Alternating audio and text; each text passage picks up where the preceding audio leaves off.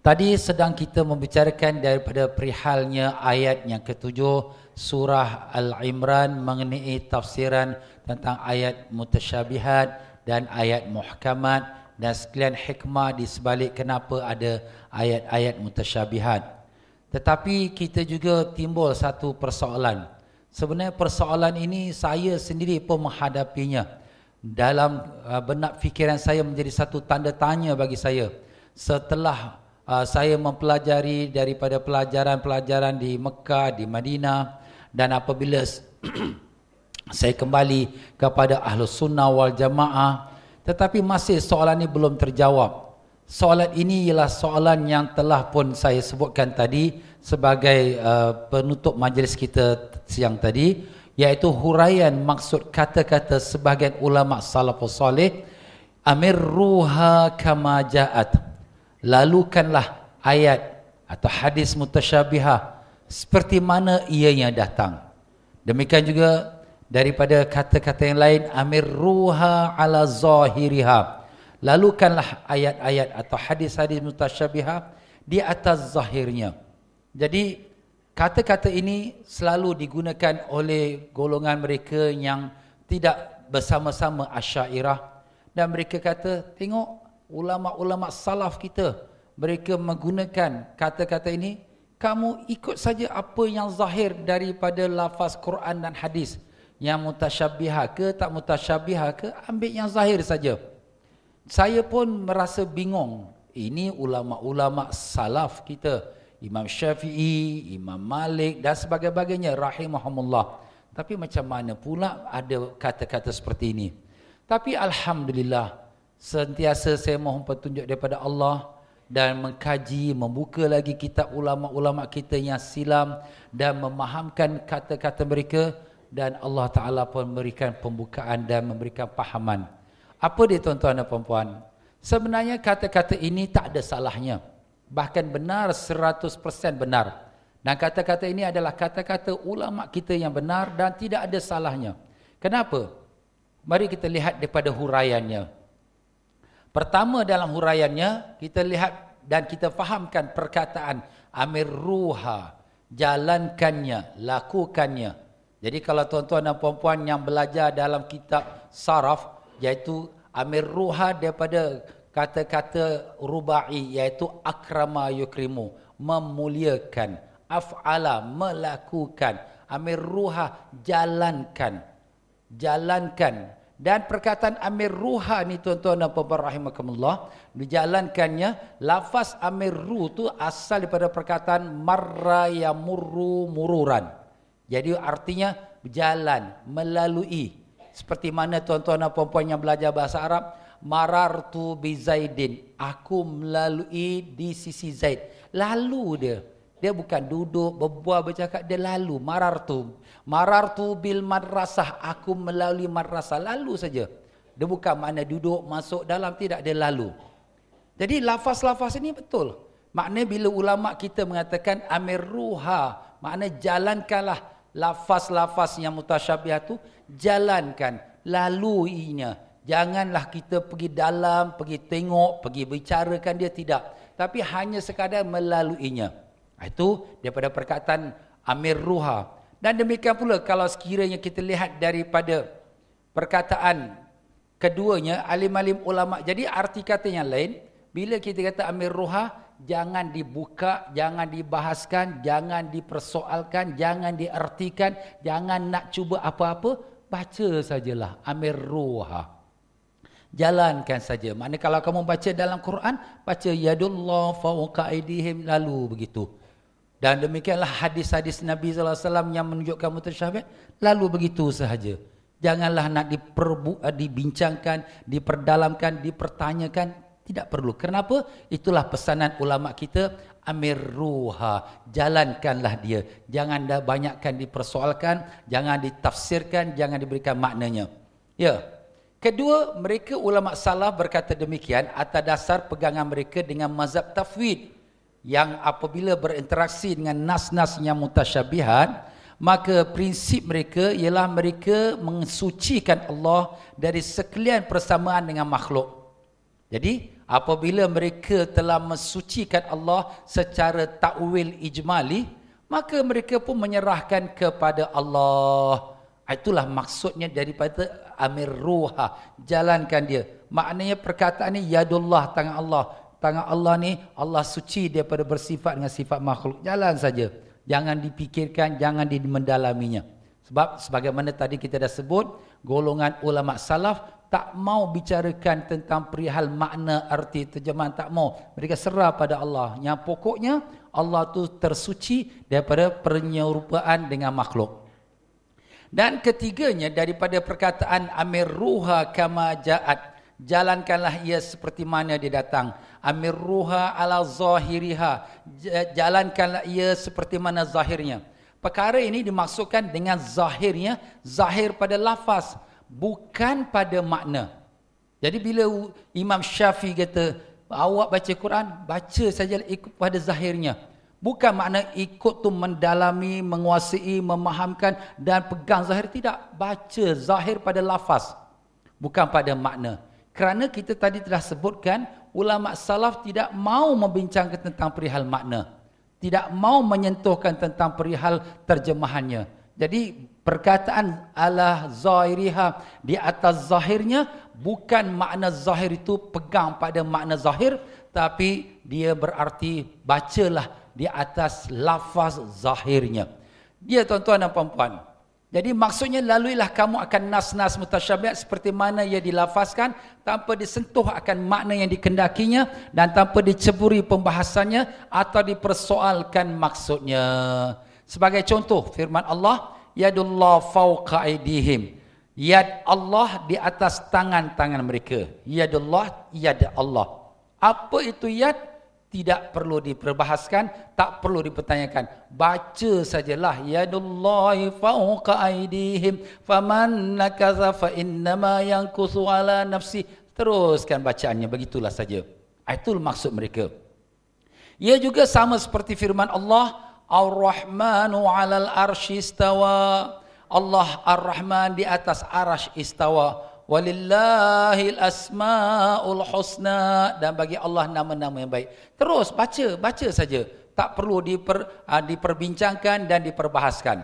Demikianlah jika kita berinteraksi dengan ayat ini, seolah-olahnya dikatakan kepada kita menurut kebanyakan metod ulama salafus soleh, kamu lalui, kamu jalani pembacaannya secara zahir nas, tanpa dibicarakan makna lafaz-lafaz mutasyabihat, yad dan istawa, dan tidak diterjemahkannya. Justru kata-kata ulama salaf ni sama sekali tidak menunjukkan bahawa mereka berpegang kepada makna zahir nas-nas mutasyabihat.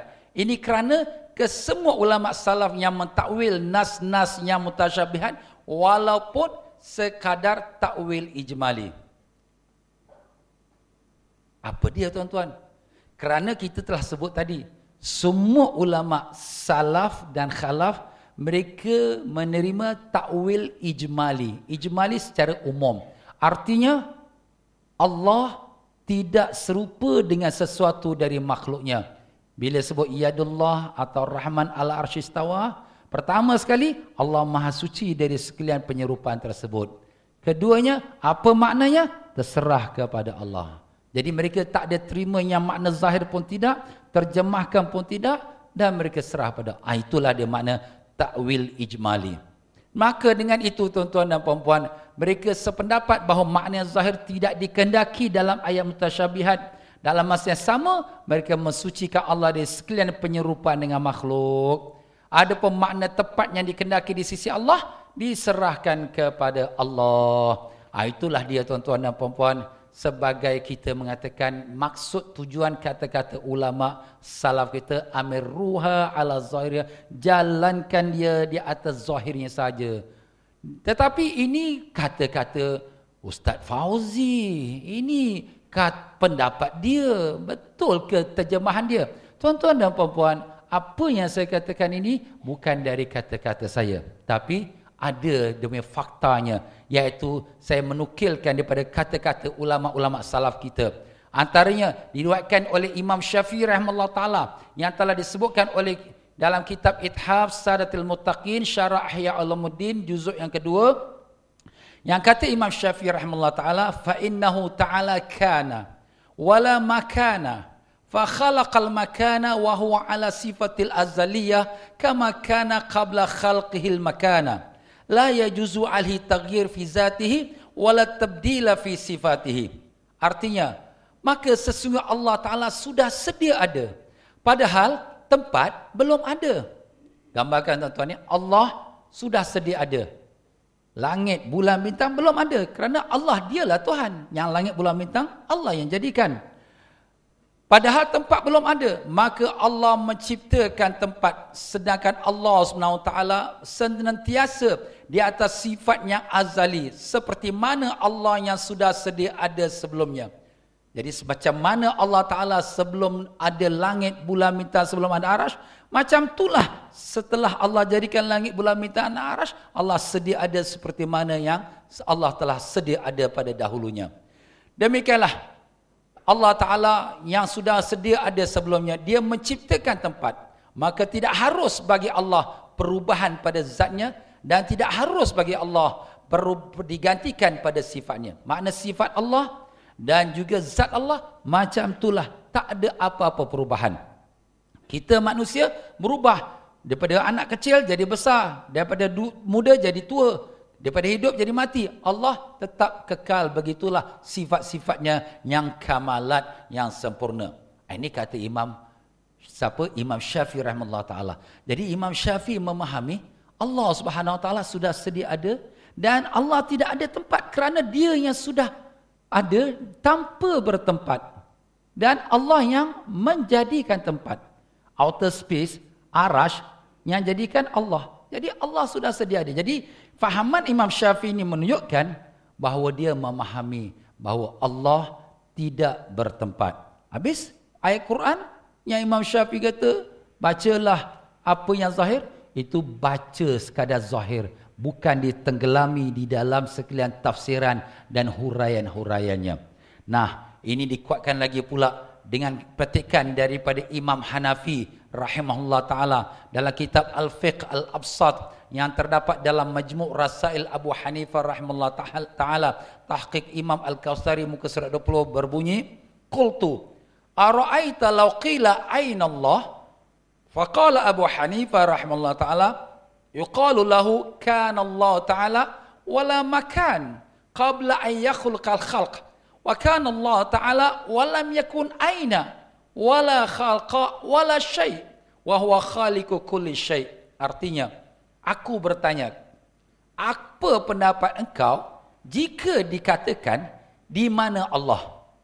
Maka berkata Imam Abu Hanifah rahimahullah ta'ala, dikatakan kepadanya, kepada orang yang bertanya, adalah Allah Ta'ala yang telah sedia ada, sedangkan tiada wujudnya tempat sebelum Allah menciptakan makhluk. Jadi Allah sudah sedia ada.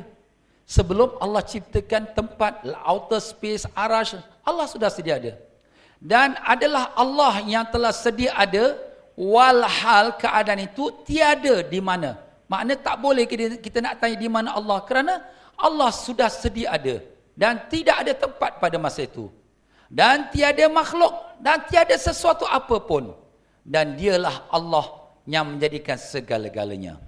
Jadi jelas daripada kata Imam Hanafi, seorang ulama salaf yang memahami, bacalah ayat Quran dan hadis itu seperti mana dia datang, tanpa dimasuki dalam membahaskan maksud, makna, terjemahan, tak payah, baca gitu saja, laluilah dia. Dan dalam aspek yang lain, beliau Imam Hanafi, ulama salaf, yang di mana beliau di antara ulama salaf yang bertemu dengan sahabat sehingga digelarkan dia tabi'in. Di antara 4 imam mazhab kita, tuan-tuan dan puan-puan, Imam Hanafi dia seorang seorang imam yang bertemu dengan sahabat Nabi SAW, yang dia digelarkan juga tabi'in. Dan dia mengatakan Allah tidak bertempat dan Allah sudah sedia ada, dan dialah Allah yang menjadikan tempat. Tempat hanya ada dengan diciptakan oleh Allah Ta'ala. Jadi tuan-tuan dan puan-puan, jelas dari kata-kata ini, Imam Abu Hanifah nambah lagi dalam kitab yang sama, iaitu dalam kitab Al-Wasiyah dalam Majmu' Rasail Abu Hanifah, wa nuqiru bi anna Allah Subhanahu wa ta'ala 'alal arsy istawa min ghairi an yakuna lahu hajatan ilaihi wastiqraru alaihi wa huwa hafizul arsy wa ghairul arsy min ghairi ihtiyaj. Walau kana muhtajan lama qadira ala ijadil alam wa tadbirihi kal makhluqin. Walau kana muhtajan ilal julus wal qarar walau kana muhtajan ilal julus wal qarar faqabila khalqal arsh faqabla khalqal arsh aina kana Allah ta'ala Allah an zalika uluwan kabira. Artinya, dan kami mengakui, kata Imam Abu Hanifah, kami mengakui bahawa Allah Subhanahu wa taala di atas arasy istawa. Digunakan perkataan istawa, tidak diterjemahkannya dengan tanpa Allah berhajat kepadanya dan tanpa Allah menetap atasnya. Nampak di sini? Bukan Allah atas arasy tu Allah duduk atau menetap di atas arasy. Kerana dialah Allah yang memelihara arasy dan memelihara selain arasy, langit, bulan, bintang, semua Allah yang pelihara. Tanpa Allah berhajat kepadanya, Allah jadikan arasy, bukan Allah berhajat kepada arasy. Kalaulah Allah berhajat kepada arasy, maka bagaimana Allah mampu berkuasa menjadikan alam ini dan mentadbirnya? Maka kalau demikian, maka kalau Allah berhajat pada arasy, jadilah Allah seperti sekalian makhluk. Nampak tuan-tuan dan puan-puan? Jelas sekali akidah ulama salaf kita bahawa Allah Ta'ala tidak perlukan tempat. Kalau dah perlukan tempat, mana Allah Ta'ala sudah tak berkuasa. Kalau tak berkuasa, macam mana dia menjadi Tuhan yang berkuasa? Maha suci Allah dari sekalian kelemahan tersebut. Dan jika Allah berhajat kepada duduk dan menetap di atas arasy, maka sebelum Allah jadikan arasy, di manakah Allah? Ini siapa yang sebut? Imam Abu Hanifah. Maha suci Allah dengan ketinggian dan kebesarannya dari yang demikian itu. Masya Allah, tabarakallah. Jadi jelaslah kita tuan-tuan dan puan-puan, perkataan Amir Ruha ala Zariha, jalankan saja ayat-ayat atau hadis-hadis itu yang mutasyabih atas zahirnya, jangan disentuh. Jalan seperti dalam bahasa Arab, marartu bil masjid, aku melalui masjid, jalan lalu saja, bukan masuk masjid, bukan tengok dalam masjid, lalu saja. Itulah bahasa Arab. Sebab tu tuan-tuan dan puan-puan, dalam memahami akan kata-kata ulama kita, ayat-ayat suci dan hadis, wajib seseorang tu memahiri bahasa Arab. Alhamdulillah, perkara ini telah pun dihuraikan oleh ulama-ulama kita, melainkan hanya kita saja menerimanya atau tidak menerimanya. Ya tuan-tuan dan puan-puan rahimakumullah, tapi kita merasa pelik lagi. Kenapa?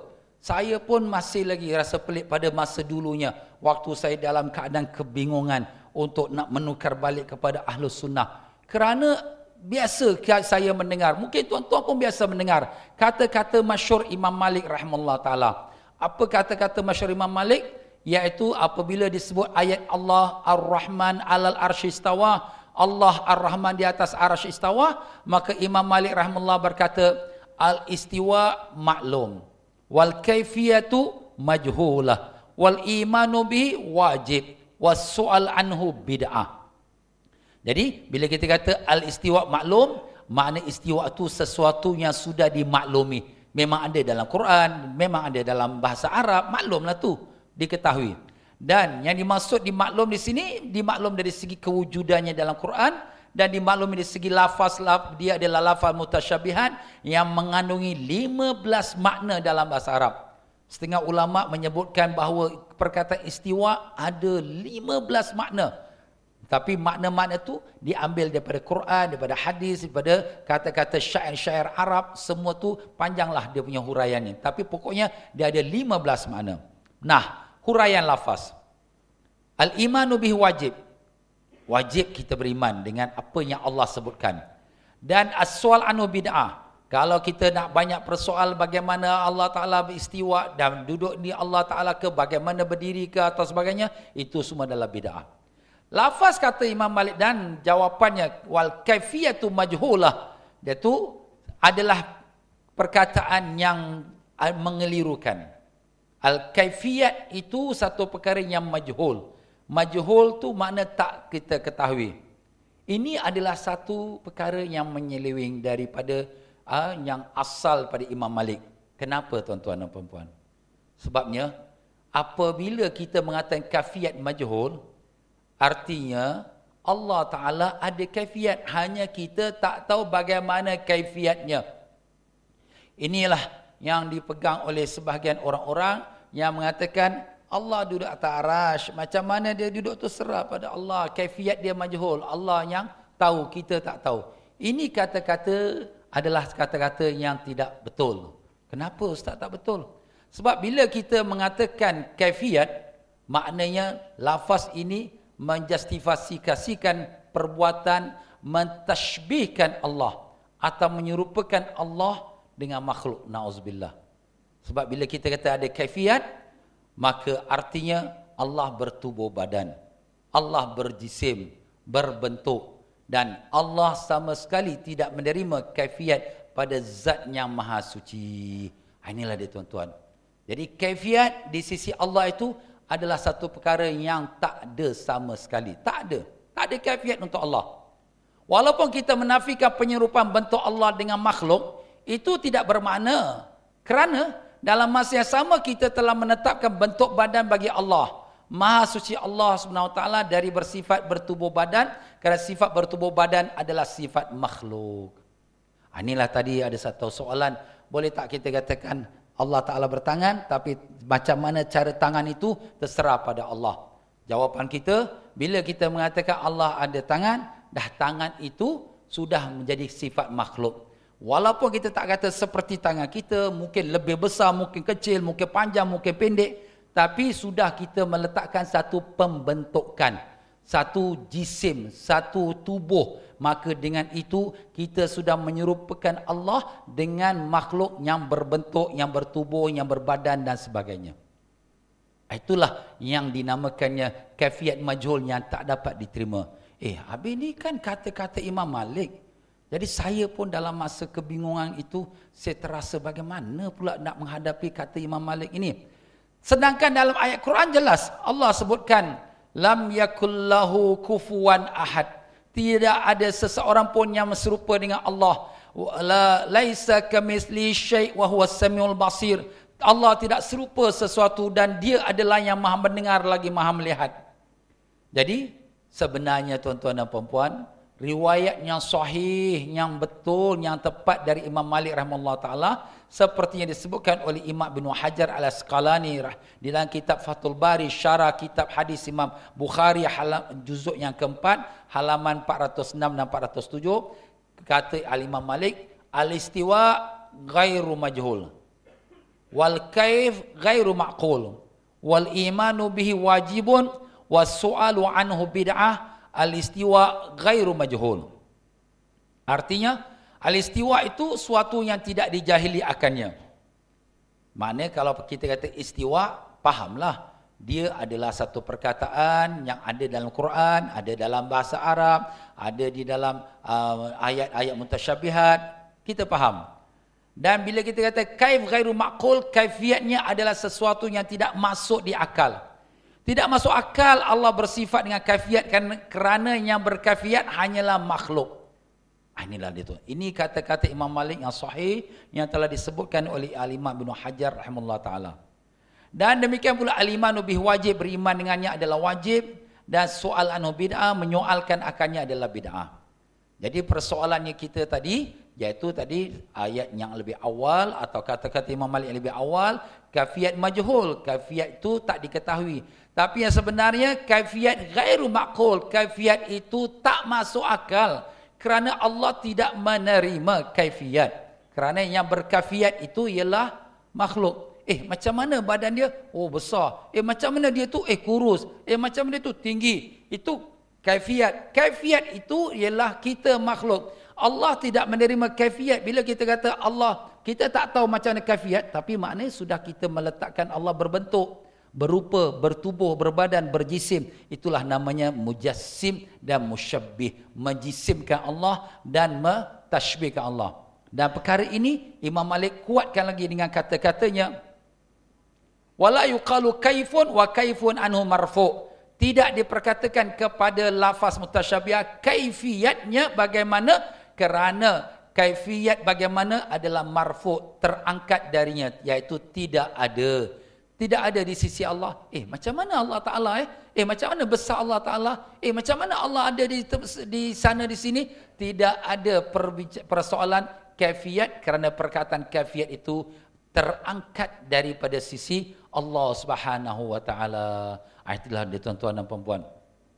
Justru apa yang baik bagi kita ialah memahami kata-kata ulama dan mengikuti mereka. Jadi ulama salaf kita, sebagaimana telah saya sebutkan tadi, Imam Malik, Imam Hanafi, Imam Syafi'i, Imam Ahmad bin Hanbal rahimahullah ta'ala, semua mereka menyetujui ayat-ayat Quran, ayat hadis, biarkan seperti itu, tetapi tidak diterjemahkan, tidak diberi makna, kerana memberikan arti zahir, menyerupakan Allah dengan makhluk. Mentafsirkan dia, mentakwilkan dia, maknanya kita sudah keluar daripada lafaz zahir, dan itu tidak disentuh oleh ulama salaf, cuma disentuh oleh ulama khalaf. Pokoknya Allah Ta'ala tidak serupa dengan sesuatu daripada makhluknya. Kesimpulan, Al-Quran memiliki ketinggian bahasa dan nilai sastra tersendiri, dan ia tidak mampu ditandingi sesiapa pun. Di dalamnya terdapat ayat-ayat muhkam dan ayat-ayat yang mutasyabihat. Golongan Ahlus Sunnah wal Jamaah menggariskan dua kaedah untuk kita berinteraksi dengan ayat yang mutasyabihat, iaitu sama ada dengan menggunakan takwil yang benar atau menggunakan prinsip tafwid. Kedua-duanya berpunca daripada penjelasan Quran dan Sunnah, dan ia diamalkan oleh para ulama terdahulu hingga ke kini. Jadi itulah dia tuan-tuan dan puan-puan ya, daripada perbincangan kita tentang apakah Allah Subhanahu wa Ta'ala, yang di mana ayat-ayatnya yang seolah-olah menunjukkan kepada penyerupaan dengan makhluk itu, apakah perkataan-perkataan yang disebutkan oleh ulama salaf kita, amirruha ala zahiriha, jalankan ianya atas zahirnya. Maka semua itu telah terhurai dengan perbahasan dan perbincangan tadi. Jadi cuma kita harapkan daripada Allah Ta'ala, memohon kepada Allah SWT, semoga diberikan kita petunjuk. Amin ya rabbal alamin.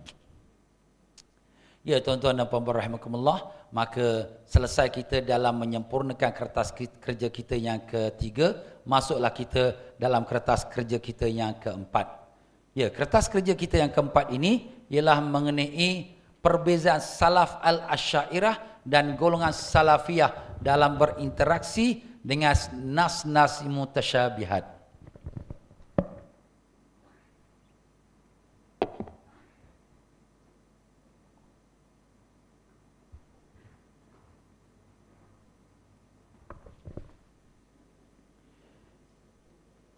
Ya, tadi sudah kita sebutkan salaf. Dan ada orang kata, Ustaz, saya pun ikut salaf. Jadi sini kadang-kala kita nak pastikan salaf yang mana yang kau ikut. Salafus soleh atau salafiyah. Mana satu? Apa bezanya? Adalah perbezaannya. Inilah yang kita akan bawa datang pada pembahasan kita pada hari ini. Perbandingan ini tidak bertujuan. Pertama sekali kita buat introduksi, jangan sampai ada orang terasa hati ya. Ini tidak bertujuan mencerca atau merendah-rendahkan mana-mana pihak termasuk golongan salafiyah, tidak sama sekali. Sebaliknya ia hanyalah satu kajian ilmiah secara perbandingan hujah. Perbandingan ini membolehkan kita menilai metod yang terbaik antara kedua golongan, sekaligus memberikan kita alternatif untuk mengaplikasi pandangan paling sahih dan terkuat dari kalangan ulama. Itu tujuan kita, semata-mata bahasan ilmiah. Jadi kalau sekiranya saya dulu pernah juga mengikuti daripada fahaman Asy'ariyah, Ahlus Sunnah wal Jamaah. Bila saya pergi ke pelajaran di Madinah, Universiti Madinah, saya pula terpengaruh dengan fahaman Salafiyah. Tetapi apabila pula saya kembali kepada Ahlus Sunnah wal Jamaah, maka alhamdulillah saya dapat menilaikan antara keduanya. Jadi di sini sebagai sharing pengalaman saya dan sharing pengetahuan dan juga pembukaan, kita katakan pengkajian ilmu. Bukan kita nak mengata, tapi sebagai pendedahan ilmu. Maknanya apakah kedudukan, apa beza salaf soleh Dan apa bezanya salafiyah? Inilah dia tuan-tuan dan puan-puan rahimakumullah. Sebagai contoh, firman Allah Ta'ala dalam surah At-Taha, a'udzubillahi minasyaitonir rajim, Ar-Rahmanu 'alal arsy istawa. Allah Ar-Rahman di atas arasy istawa. Maka metodologi golongan salaf al-Asy'ariyah. Kenapa saya sebutkan salaf al-Asy'ariyah? Supaya kita faham fahaman ini yang telah dipegang oleh ulama-ulama yang dahulu, termasuk salafus soleh dan ulama-ulama Asy'ariyah. Kita kena ingat tuan-tuan ya, golongan Asy'ariyah ni terbagi pada dua, iaitu mereka yang tafwid dan mereka yang takwil. Dah kita sebut tadi. Jadi mereka yang tafwid memegang cara salaf. Jadi kita namakan dia salaf Asy'ariyah. Masih lagi dalam mazhab Asy'ariyah tapi daripada golongan salaf. Walaupun mereka hidup pada zaman sekarang. Maka salaf Asy'ariyah dengan salafiyah berbeza. Mana pula bezanya? Marilah kita lihat. Jadi kalau tadi kita sebut Ar-Rahman 'ala arsy istawa, kalau golongan salaf Asy'ariyah tidak menterjemahkan perkataan istawa dengan arti duduk. Tinggalkan saja. Perkataan istawa, tinggal istawa. Tak ada diterjemah. Tapi golongan salafiyah menterjemahkan perkataan istawa dengan duduk. Terjemahkan. Ini bezanya. Ini tak terjemah, ini diterjemah. Dan demikian pula, salaf Asy'ariyah bahawa perkataan istawa tu tidak dikenaki akan makna zahir teksnya.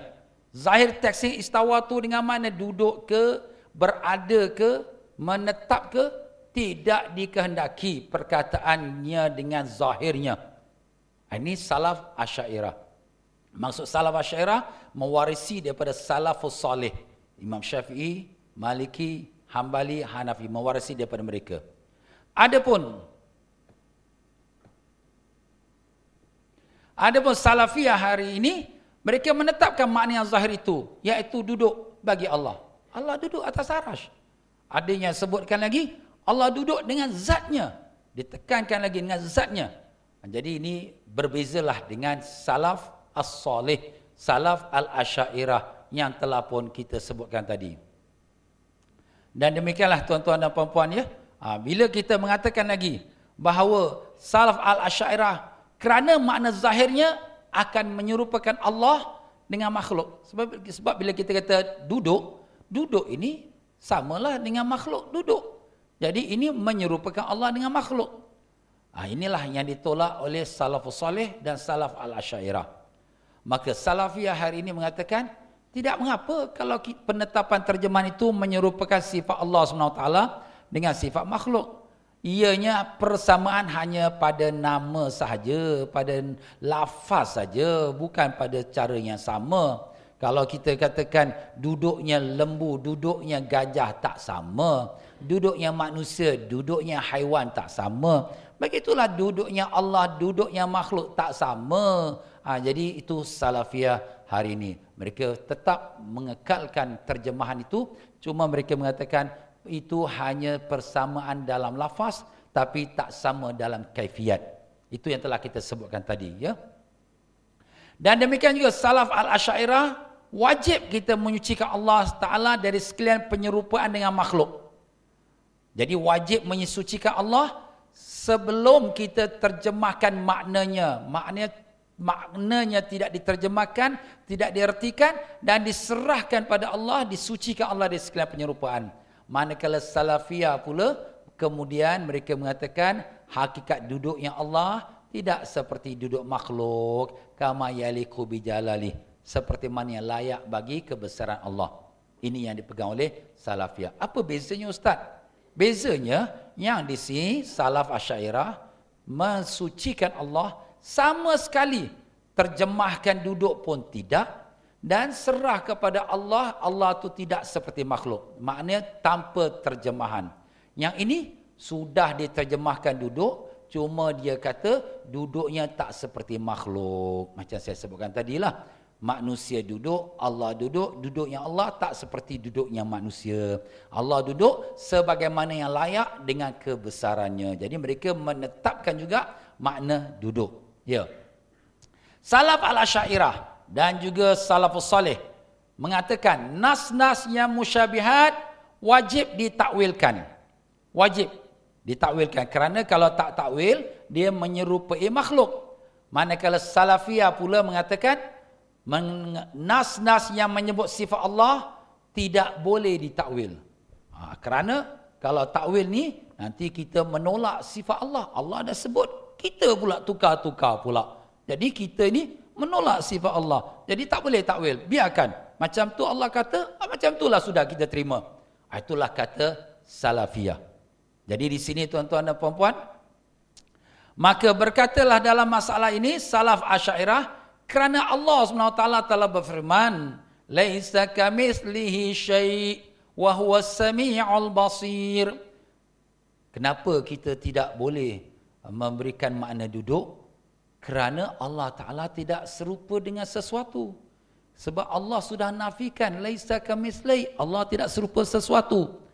Manakala Salafiyah berkata, bila kamu bertakwil, artinya kamu membatalkan sifat Allah. Dan kamu menolak apa yang Allah Ta'ala telah tetapkan untuk zatnya. Dan ini menjadikan seseorang itu kufur. Kerana menolak apa yang Allah Ta'ala telah tetapkan dalam kitabnya.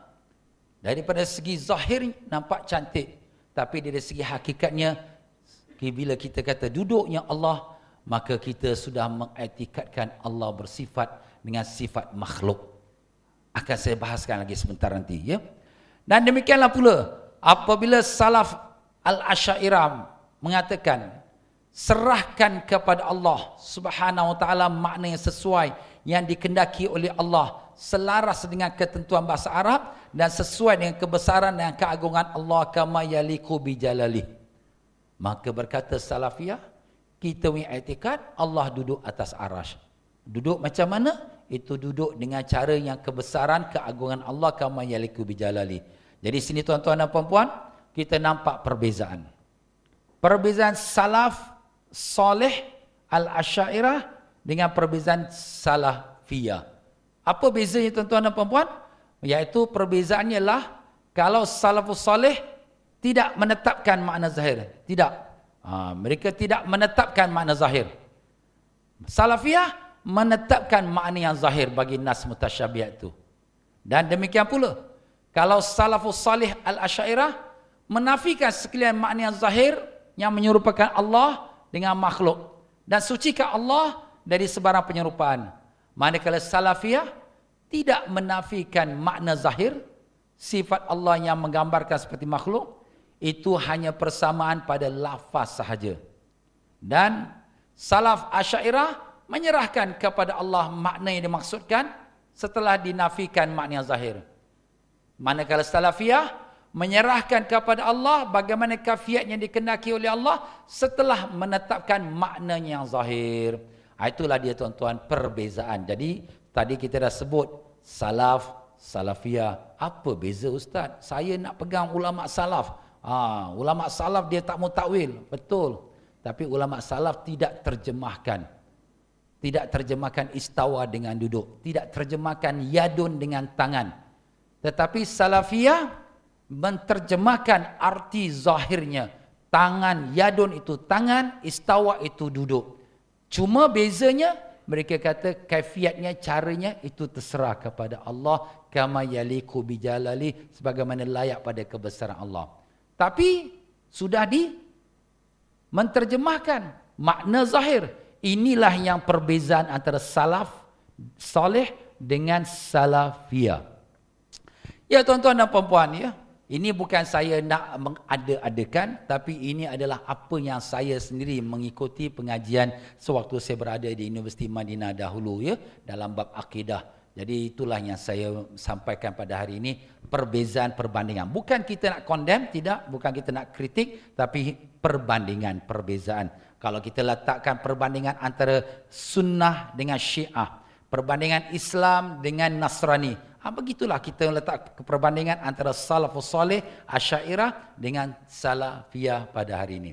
Sebagai contohlah kita ambil contoh. Sebagai contoh firman Allah, yadullah fawqa aydihim, yad Allah atas tangan-tangan mereka. Golongan Salaf Asy'ariyah tidak mengertikan yad itu sebagai tangan. Tidak diertikannya sebagai tangan. Kerana maknanya dalam bahasa Arab tu berbagai-bagai. Tangan, kuasa, rahmat dan sebagainya. lalu diserahkan kepada Allah sahaja erti yang dikehendaki oleh Allah. Penyerahan ini dibuat setelah mereka meyakini Allah Ta'ala suci sama sekali daripada sekalian penyerupaan makhluk. Berdasarkan firman Allah, laisa kamitsli syai'. Allah tidak serupa dengan segala sesuatu. Manakala golongan salafiyah mengertikan yadun itu sebagai tangan. Cumanya semacam mana tangan itu, sama ada panjang ke pendek, besar ke kecil, hitam ke putih, maka itu semua diserahkan kepada Allah kama yaliqu bijalali, seperti mana yang layak dengan keagungan Allah. Itulah dia tuan-tuan, ya. Tarjih mana yang lebih kuat? Sekarang dah ada dua pendapat ni. Mana yang lebih kuat? Biasa tuan-tuan belajar dalam kuliah-kuliah pun ada persoalan mana yang lebih kuat. Perbandingan antara dua metodologi ini membolehkan kita membuat penilaian mudah dan ringkas, iaitu metodologi golongan salaf Asy'ariyah dalam berinteraksi dengan nas mutasyabihat ternyata lebih rajih, lebih kuat, lebih tepat berbanding metodologi salafiyah. Kerana mereka mempraktikan semua nas tanpa menepikan antara satu sama lain. Jadi kalau sekiranya salaf, ulama-ulama salaf kita, iaitu golongan Asy'ariyah, mereka lah yang lebih tepat kerana mereka menggunakan semua ayat-ayat Quran. Kalau ayat Quran ini mengatakan yadullah fawqa aydihim, bukan sekadar ayat itu saja yang jadikan pegangan, bahkan mereka juga kembali kepada ayat muhkam laisa kamitsli syai' wa huwas samiul basir. Allah Taala tidak serupa sesuatu, dialah yang Maha mendengar lagi Maha melihat. Jadi sebagaimana kita dah sebutkan tadi, bahawa ulama-ulama mereka mengambil semua ayat Quran dan hadis, barulah mereka letakkan hukum. Bukan ambil satu petik, tidak demikian. Dan ayat ini secara jelas menafikan persamaan zat Allah Maha Suci dari sekalian persamaan dari makhluk dan dengan apa cara sekalipun.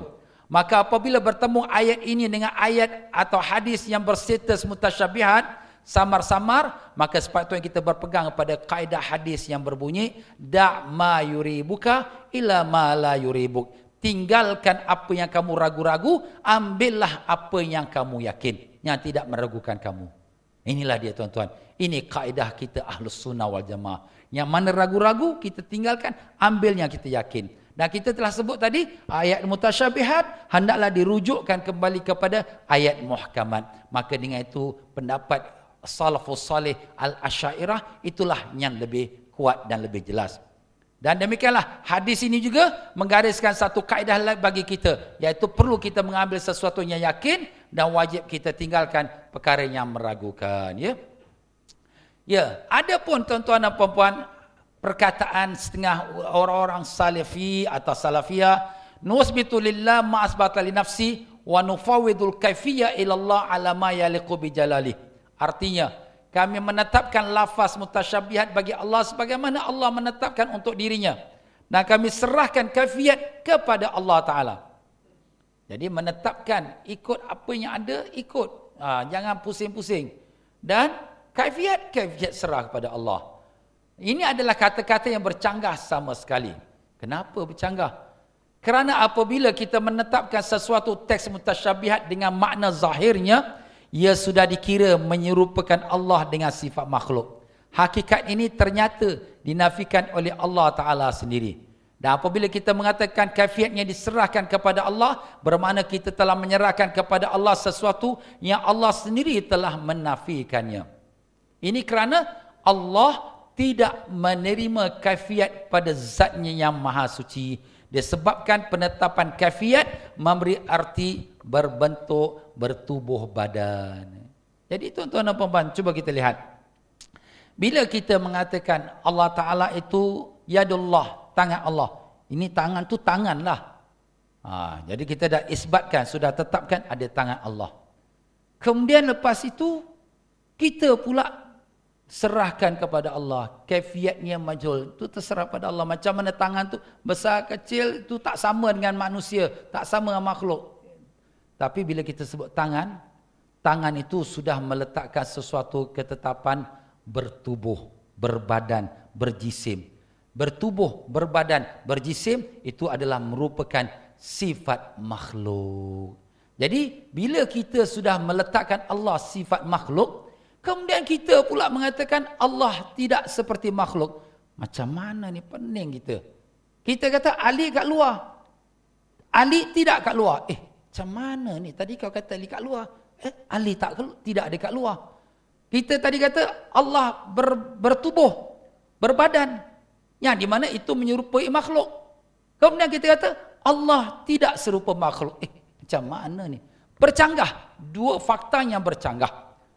Itulah dia tuan-tuan dan puan-puan. Maka sebab itulah Allah Ta'ala menafikan daripada dirinya penafian yang total. Laisa kamitsli syai' wa huwas samiul basir. Secara total Allah tidak serupa dengan sesuatu. Maupun dengan bentuk ke, dengan badan ke, dengan kaifiat ke, sama sekali Allah tidak serupa sesuatu.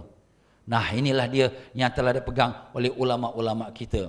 Jadi, jika kita mempraktikkan metodologi salafiyah terhadap ayat ini, ternyata terdapat beberapa percanggahan yang telah kita sebutkan tadi.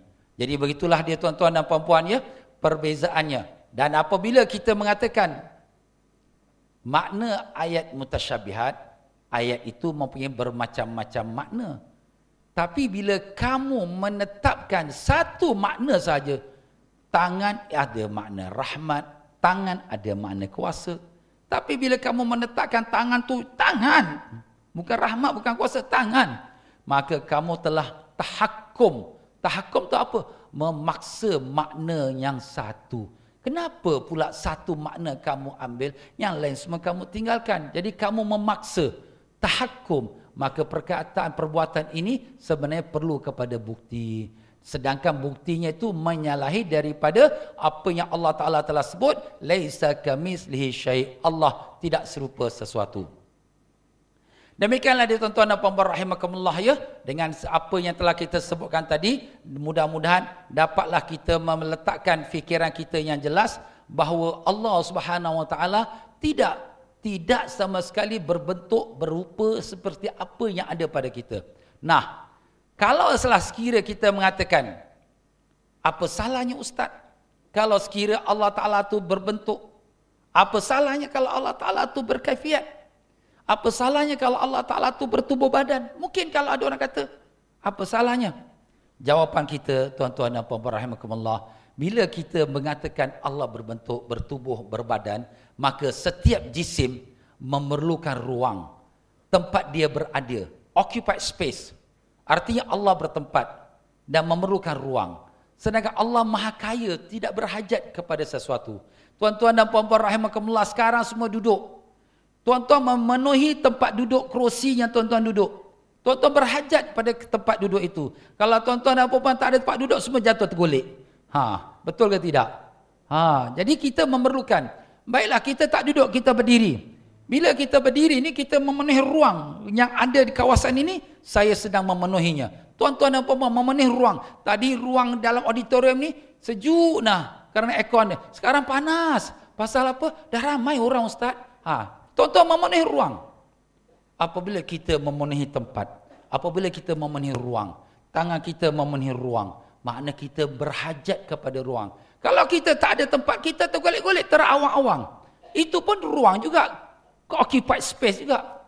Nah, kita perlu kepada tempat. Kita perlu pada ruang, space. Nah, perlu, berhajat, itu sifat lemah. Sifat lemah. Kerana kita berhajat pada yang lain. Kalau Allah Ta'ala berhajat pada tempat, Allah perlu pada tempat, mana Allah pun lemah. Maha suci Allah. Allah Subhanahu Wa Ta'ala telah sebutkan di dalam firman-Nya, A'udzubillahi minasyaitonirrajim, Bismillahirrahmanirrahim. Allahu la ilaha illa huwal hayyul qayyum. Maha suci Allah, yang artinya tiada Tuhan melainkan Allah. Dialah yang maha hidup, lagi maha berdiri dengan sendirinya.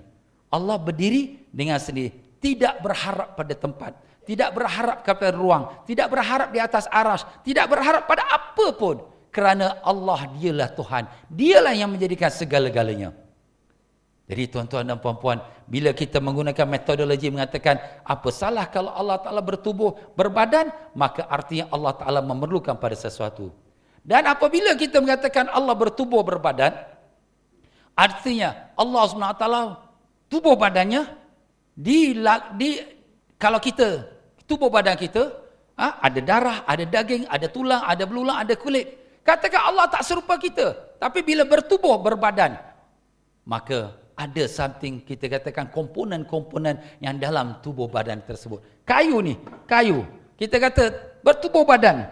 Bertubuh badan kayu ni ada komponen kayu. Besi, bertubuh badan, ada komponen besi. Kita bertubuh badan, ada darah daging. Maka tertanyalah soalan, tubuh badan Allah tu macam mana pula? Kalau sekiranya tubuh badan Allah tu ada apa, siapa pula yang jadikan tubuh badan Allah? Maha suci Allah dari sekalian penyerupaan. Sebab itu Allah sebut, laisa kamitslihi, maha suci Allah. Allah tidak serupa sesuatu secara total. Tak ada sikit serupa makhluk, sikit tidak serupa makhluk, tak ada. Secara total Allah tidak menyerupai sesuatu. Kerana Allah sudah berfirman, innallaha laghaniyun 'anil alamin. Sesungguhnya Allah terkaya, tidak berhajat dari sekalian alam. Allah tak perlu pada siapa pun, Allah tak perlu. Tak perlu pada langit, tak perlu pada ruang, tak perlu pada space, tidak perlu pada arash, tidak perlu pada bumi, tak perlu pada siapa pun. Kerana dialah yang maha terkaya dan dialah yang Tuhan menjadikan segala-galanya. Subhanallah. Subhanallah. Jadi kalau sekiranya tuan-tuan dan puan-puan ya, daripada analisa tersebut, maka jelaslah kepada kita ya, bahawa ulama-ulama salafus soleh yang tidak mau menterjemahkan ayat mutasyabihat, leave it as it is. Apa maknanya? Serah kepada Allah. Itulah pendapat ulama salafus soleh yang lebih tepat kalau dibandingkan dengan salafiyah yang ada pada pendapat hari ini. Nah, tuan-tuan dan puan-puan rahimakumullah. Jadi ustaz, kalau orang-orang ulama salaf ni dia tak mau terjemahkan, dia tak mau beri makna, diorang ni tak tahu bahasa Arab ke? Macam tu punya hebat Imam Syafi'i, Maliki, Hambali, tak tahu bahasa Arab ke?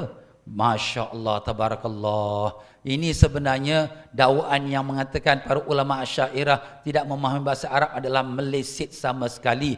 Kerana kalau kita lihat daripada biografi ulama-ulama itu, daripada ulama hadis, ulama tafsir, ulama bahasa, ulama sejarah, bermacam-macam lagi.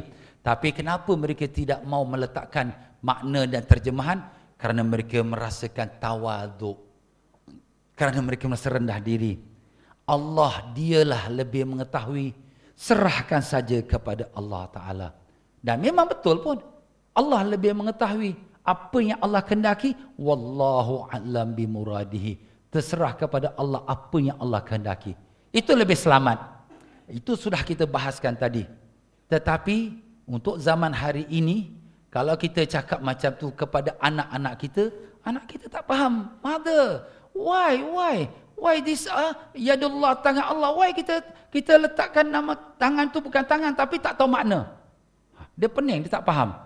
Bila sekiranya kita kata dengan orang kafir pula, orang kafir yang sembah patung berhala, kita mengatakan Allah Ta'ala menyebutkan tangan tapi itu bukan tangannya, tapi apa makna tangan? Allahu alam.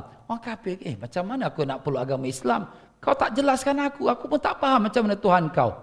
Jadi di sini tuan-tuan, untuk kita hari ini, pendapat ulama khalaf yang mentakwil itulah yang lebih berhajat untuk kita pegang supaya dapat kita menjawab keadaan yang persoalan-persoalan tersebut. Tapi kalau zaman dahulu tak ada banyak masalah, maka ulama-ulama salafus soleh serah saja maknanya kepada Allah, maka itu adalah yang terlebih selamat. Tuan-tuan dan puan-puan rahimakumullah.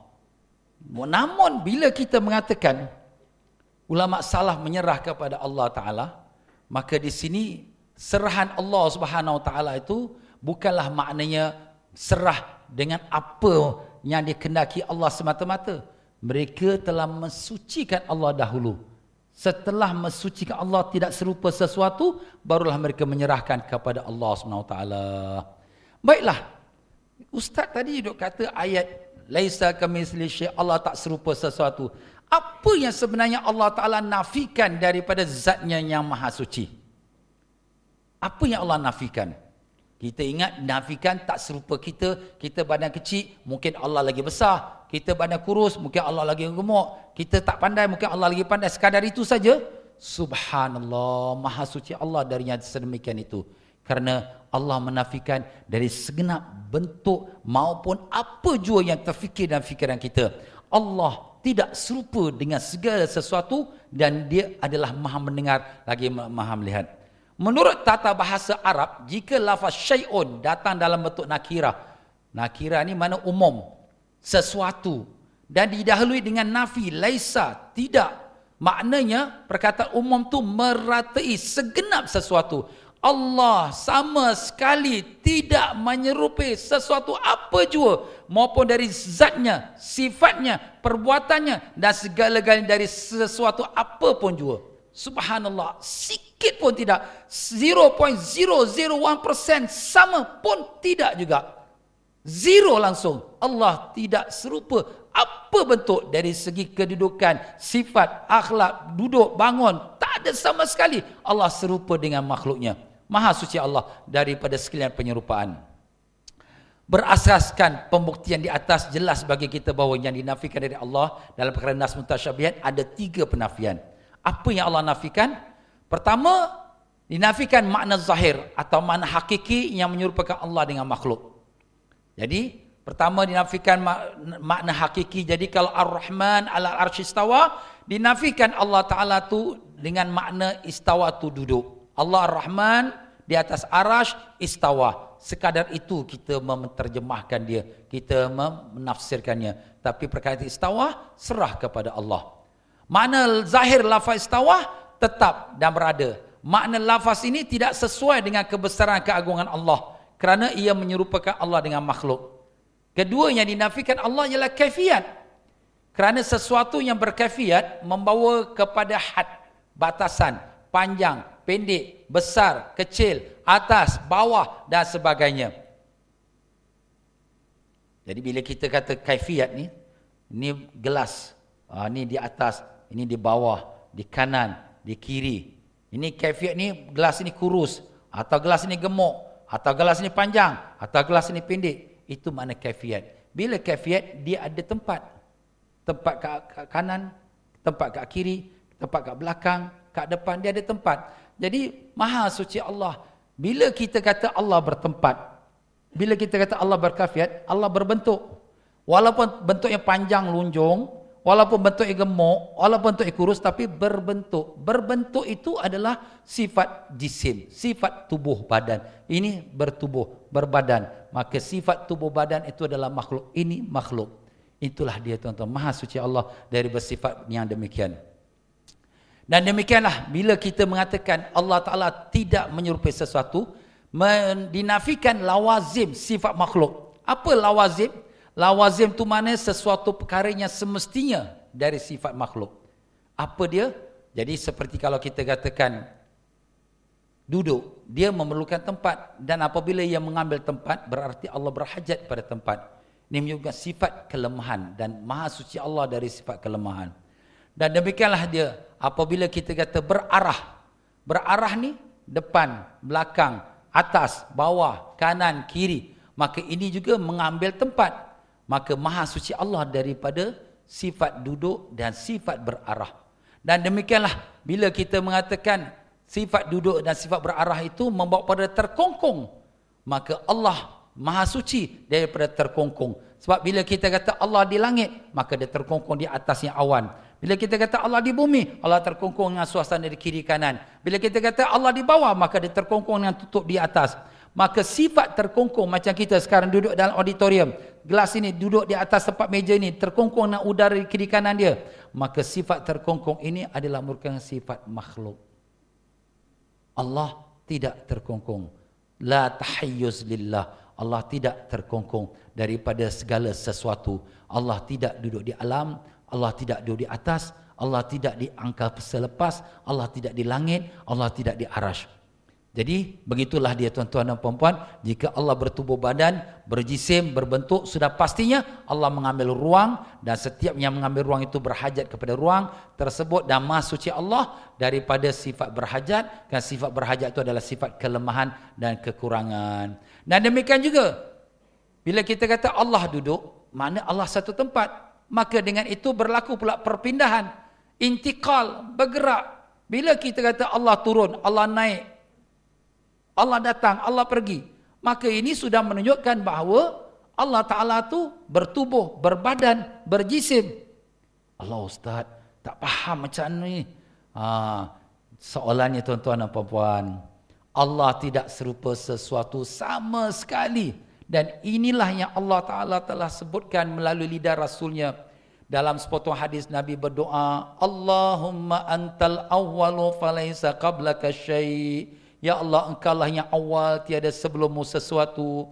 Wa antal akhiru falaysa ba'daka syai'. Engkaulah yang akhir, tiada sesuatu selepasmu. Wa antaz zahiru falaysa fawqaka syai'. Engkaulah yang zahir, tiada di atasmu sesuatu. Dan wa antal batinu falaysa dunaka syai'. Engkaulah yang batin, tiada bawahmu sesuatu. Atas Allah tak ada sesuatu, bawah Allah tak ada sesuatu. Habis kat mana Allah ni? Allah tidak bertempat. Subhanallah. Itulah dia tuan-tuan dan puan-puan. Sebab itulah berkata Al-Imam Tahawi dalam kitab Aqidah Tahawiyah, la tahwil jihatu sit kasairil mubtadi'at. Makna Allah tidak diselubungi oleh arah yang 6 seperti sekalian yang baru. Sekalian yang baru kita tuan-tuan, ada depan, ada belakang, ada kiri, ada kanan, ada atas, ada bawah. Itu 6. Tetapi Allah tidak diselubungi dengan 6 tersebut. Allah tidak di atas, tidak di bawah, tidak kanan, tidak kiri, tidak depan, belakang. Kat mana ni? Allah tidak bertempat. Kerana Allah yang menjadikan tempat. Allah sudah ada, sedia ada sebelum adanya tempat. Itulah dia. Itu dah menjawab kita kertas kerja yang ketiga, yang kelima, maaf tuan-tuan ya. Tapi insya-Allah kita akan terangkan sedikit lagi. Begitulah dia tuan-tuan dan puan-puan rahimakumullah ya. Jadi apakah sifat-sifat Allah SWT yang wajib diketahui oleh setiap mukallaf? Ini tuan-tuan dan puan-puan rahimakumullah ya. Kalau kira tuan-tuan dan puan-puan yang biasa mengikuti pengajian akidah Asy'ariyah, pernah kita belajar dengan tuan guru kita. Habis ustaz kita nak kenal Allah ni macam mana? Kita belajarlah sifat 20. Itu kata mereka. Tapi apakah sifat Allah tu 20 sahaja? Jawapan tuan-tuan dan puan-puan, sifat Allah Ta'ala tu banyak yang sempurna. Tapi ulama-ulama kita, dia telah mengumpulkan dalam semua yang banyak itu, yang paling asas, yang paling fondasi, yang mesti diketahui sebagai mengenal kepada Allah Tuhan yang menjadikan kita, maka inilah sifat 20. Itulah dia. Kalau sekiranya kita kata, okey, sifat Allah tu 99, semua kena hafal.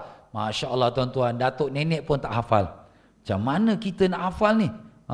Ini sifat 20 pun kalau kita test dalam dewan ni, mungkin berapalah yang teringat. Maaf tuan-tuan berkata siapa tak adalah.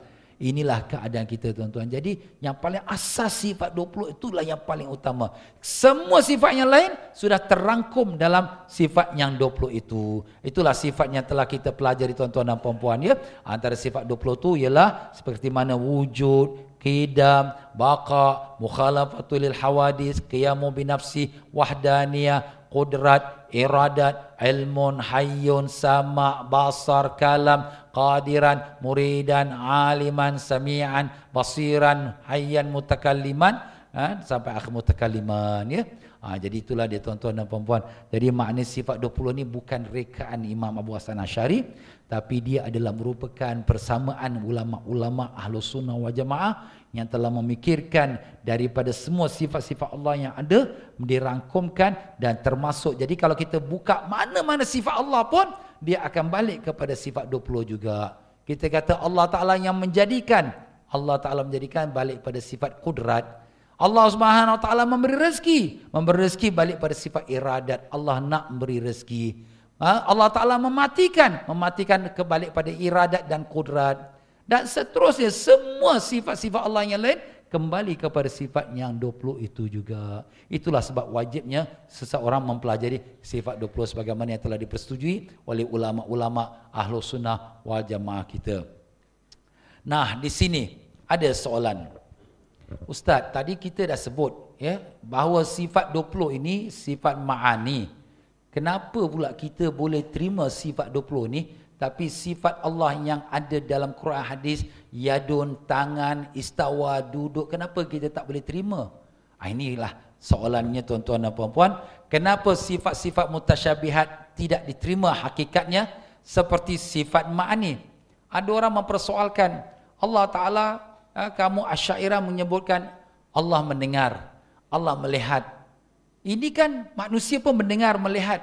Kenapa kamu tidak takwilkan? Jawapan ni tuan-tuan dan puan-puan. Sifat ma'ani. Ma'ani itu maknanya maknanya. Makna. Melihat. Adakah melihat itu sesuatu perbuatan? Tubuh, badan, tangan? Tak ada. melihat. Dan bila Allah Ta'ala iradat, ingin, berkehendak, ada berkehendak tu meletakkan sesuatu tempat tubuh badan atas bawah, tak ada. Demikian pula kalau sekiranya Allah Ta'ala kudrat, kuasa, adakah kuasa tu kat atas, kat bawah, kat kanan, kat kiri, kat mana tubuh badan? Tak ada. Jadi sifat ma'ani, sifat yang tidak bersangkut paut dengan tubuh badan, dengan tidak bersangkut paut dengan jisim, dengan sama sekali tak ada penyerupaan dengan makhluk. Walaupun makhluk itu ada nama melihat, ada nama mendengar, tapi tidak sama sekali serupa dengan makhluk, kerana makhluk Allah Subhanahu Wa Taala jadikan melihat, dan melihat dia itu sangat terbatas. Manakala melihatnya Allah Ta'ala tidak ada batasannya. Lihat Allah siang dan malam dan sebagainya. Jadi di sini tak perlu kita nak takwilkan perkataan Allah melihat. Innallah sami'ul basir. Allah sangat mendengar, Allah sangat melihat. Tak perlu nak takwil, kerana dia sama sekali tidak menyerupakan makhluk. Habis tadi Ustaz bila kata tangan, kenapa pula ditakwil-takwil? Sebab bila kata tangan, dia berbentuk, dia bertubuh, dia berjasad. Walaupun kita tak kata seperti makhluk, tapi dia sudah meletakkan satu fenomena bahawa Allah itu bertubuh, berbadan, berjasad. Itulah yang kenapa kita ulama Islam Ahlus Sunnah Jemaah tidak dapat menerimanya, kerana dia sudah menyamakan Allah dengan makhluk. Itulah dia tuan-tuan.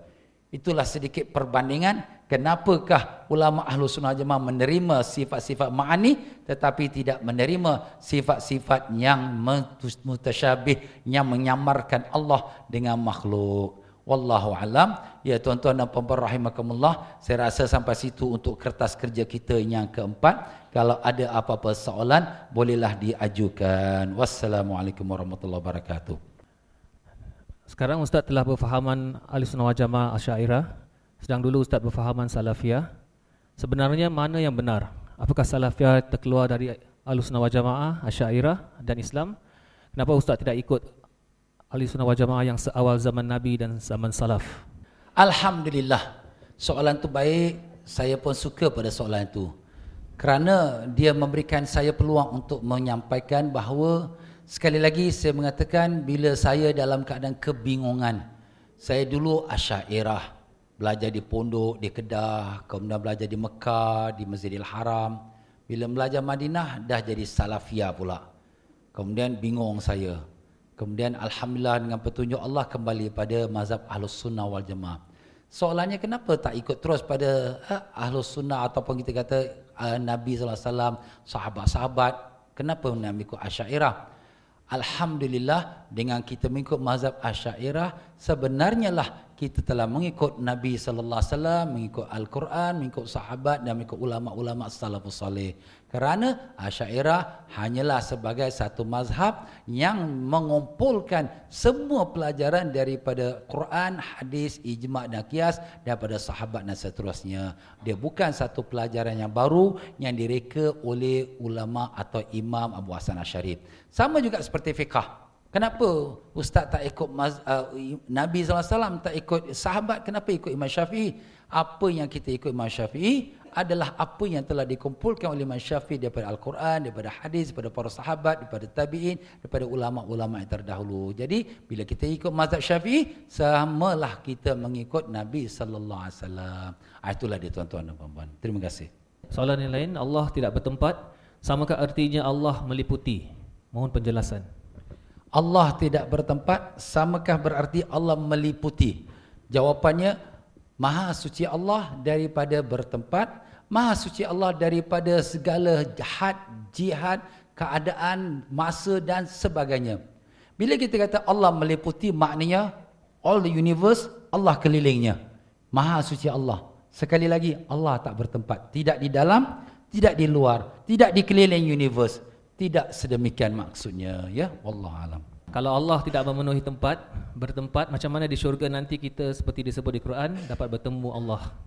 Ya, begitulah ulama-ulama Ahlus Sunnah wal Jamaah telah mengatakan apabila kita bertemu dengan Allah di syurga, maka pertemuan kita dengan Allah di syurga bukanlah dengan berkaifiat dan bukan pula dengan bertempat.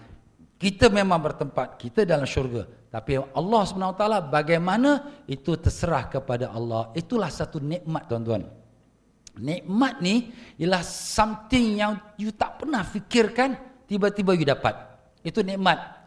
Kalau sekiranya kita hari ni sudah senang, duit dah dapat, makan minum dapat, orang bagi $100, tak ada apa, nothing lah. $1,000, nothing lah. Aku bukan lapar, aku bukan susah. Tapi kalau orang miskin yang tak pernah makan sedap, duduk dalam rumah pondok yang buruk, tiba-tiba orang kaya datang, aku bagi kau rumah besar, aku bagi kau kereta. Nikmat. Itulah dia tak pernah terfikir. Itulah nikmat kita dalam syurga, tuan. Something yang tak pernah terfikir. Kita dapat bertemu dengan Allah dalam keadaan yang Allah tidak bertempat, dengan keadaan Allah Ta'ala tidak berkaifiat. Macam mana? Itulah nikmat syurga yang Allah telah tetapkan di sana. Jadi bukan pembicaraan kita di dunia, tapi di syurga sana, insya-Allah. Harap Ustaz beri penjelasan berkenaan akidah 4 filosofer ahli Sufi Billah. Yazid Bustami melafazkan Subhani, Maha suci diriku. Al-Halaj melafazkan di dalam jubahku ini tidak ada penghuni, hanya Al-Haq. Siti Jenar melafazkan di dalam rumah ini tidak ada penghuni, hanya Gusti Maha Agung. Ibnu Arabi membawa fahaman wahdatul wujud, the oneness of being, dan akhirnya diterima oleh ahli sunnah wal jamaah. Sebenarnya ini bukan pembahasan kita hari ini, ya. Pembahasan kita tak masuk dalam bab soalan-soalan sufiah. Tapi saya berikan sedikit saja jawapan sebagai memenuhi hajat saudara kita. Sebab bila kita penuhi hajat saudara kita, mudah-mudahan Allah pula penuhi hajat kita, ya. Itulah kelebihannya. Jadi kalau sekiranya kita lihat, kesemua perkataan-perkataan itu disebutkan oleh para ulama-ulama sufi yang begitu besar kedudukan mereka sebagai yang dinamakan syatahat. Syatahat itu melatah. Bila perkataan melatah, dia tak boleh dijadikan hukum. Sebagai contoh, tengah duduk-duduk, kita duduk tepi dalam satu pondok di tepi hutan, tiba-tiba datang babi hutan masuk rumah kita. Kita pun pakai Allah babi.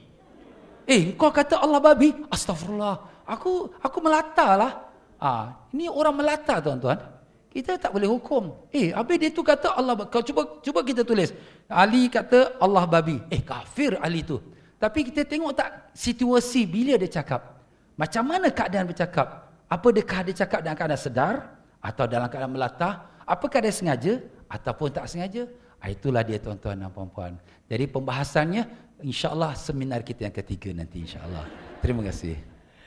Adakah mazhab Maturidiyah dari golongan Ahlussunnah wal Jamaah, dan apakah perbezaan antara mazhab Asy'ari dan mazhab Maturidiyah? Ya, tuan-tuan dan puan-puan rahimakumullah, sebenarnya Ahlussunnah wal Jamaah ada dua imam besar kita. Imam Abu Hasan Al-Asy'ari dan Imam Abu Mansur Al-Maturidi. Imam Abu Mansur Maturidi mazhabnya dikenali sebagai Maturidiyah. Kalau Imam Abu Hasan Al-Asy'ari sebagai Asy'ariyah yang sedang kita sebutkan. Jadi hari ini kita tumpukan Asy'ariyah kerana itulah pegangan kebanyakan kita di Nusantara ini. Maturidiyah biasa banyakkan dipegang oleh orang-orang yang bermazhab Hanafi, ya, di India, ya, di Pakistan, itu biasanya. Jadi di sini kita tak ceburlah terlalu jauh kerana kita nak hadkan perbincangan kita. Kedua-dua mereka tidak banyak perbezaan. Sebab masalah akidah ni kita dah sebut, dia tidak boleh banyak masalah khilaf. Ya, mereka sama. Wujud, kidam, bakat semua sama. Cuma beza sedikit saja masalah furuk-furuk, ya, masalah cabang, dan itu perbahasan yang lain pula, ya. Wallahu alam. Bolehkah Ustaz terangkan tentang perbezaan Wahabi dan Salafi? Saya rasa ini berdasarkan akidah, Ustaz. Masalah Wahabi dan Salafi ni ialah kalau Wahabi disebutkan kerana orang mengikut Muhammad bin Abdul Wahab, sebab tu namanya Wahabi. Kalau Salafi ni dia kata dia nak ikut ulama salaf. Tapi Wahabi sekarang pun mereka kata mereka ikut ulama salaf. Jadi itulah dari segi istilahat atau nama-nama, ya. Jadi bagi mereka ni, mereka nak ambil direct pada Quran dan hadis. Jadi kalau sekiranya apa yang mereka lihat mungkin ulama-ulama kita tidak sesuai dengan pendapat mereka kerana mereka berpegang Quran hadis, mereka tinggalkan ulama-ulama kita. Seperti apa yang berlaku sekarang, ya, mereka tidak mahu menerima pendapat Imam Abu Hasan Asy'ari, Imam Abu Mansur Maturidi, Imam Nawawi, Imam Ibn Hajar dalam bahagian akidah kerana pandang mereka tak sesuai dengan apa yang mereka faham daripada Al-Quran dan hadis. Jadi itulah dia, tuan-tuan dan puan-puan, wallahu alam. Adakah setelah seorang tersalah takwil, mungkin tak sengaja, dia terus menjadi kafir seluruhnya? Dalam masalah takwil ini kita pun tidak boleh sembarang takwil, kerana nak mentakwil tu mestilah orang yang lengkap dengan ilmu pengetahuan, seorang ulama yang memahami bahasa Arab dengan benar dan sudah sampai darjat ijtihad. Macam juga kita dalam bab fikir, bila kita bab fikir kita nak meletakkan sesuatu hukum halal atau haram, maka kita kenalah memenuhi ciri-ciri seorang ulama ijtihad, dan alhamdulillah semua ulama-ulama ijtihad kita yang terdahulu sudah memenuhi ciri itu dan telah pun meletakkan dasar-dasarnya pegangan kita. Jadi untuk kita hari ini tak perlulah kita nak bertakwil, mencukupilah kita dengan apa yang sudah ada daripada penerangan penjelasan ulama kita dalam kitab-kitab mereka. Wallahu alam. Adakah sebahagian sahaja wajib ditakwil atau mesti takwil pada ayat-ayat mutasyabihat untuk Asy'ariyah? Dalam masalah apakah sebahagian kita mentakwil dan sebahagian tidak, jawapan kita lihatlah balik kepada kitab-kitab ulama kita. Selagi ianya menyerupakan Allah dengan makhluk, maka ia wajib ditakwilkan. Maupun takwil ijmali yang kita telah sebutkan secara umum, atau takwil tafsili, takwil secara terperinci. Wallahu alam. Adakah dalil dari Quran atau sunnah tentang mengapa ulama salafiyah menetapkan makna zahir pada ayat-ayat Quran? Wallahu alam, daripada mana mereka mendapatkan ayat ataupun dalil-dalil yang menetapkan mesti pegang perkataan lafaz zahir ayat Quran atau hadis, Allahu alam. Sebab itu bagi pihak kita Ahlus Sunnah wal Jamaah Asy'ariyah, kita tidak berpegang kepada lafaz makna zahir. Lafaz itu seperti apa yang disebutkan tadi, amiru ala zahirah, sebut baca gitu saja, tapi bukan kita memegang pada makna zahirnya. Bagi kita itulah pegangan kita. Bagi mereka salafiyah, apakah dalil mereka? Wallahu alam, tak tahulah kita, ya.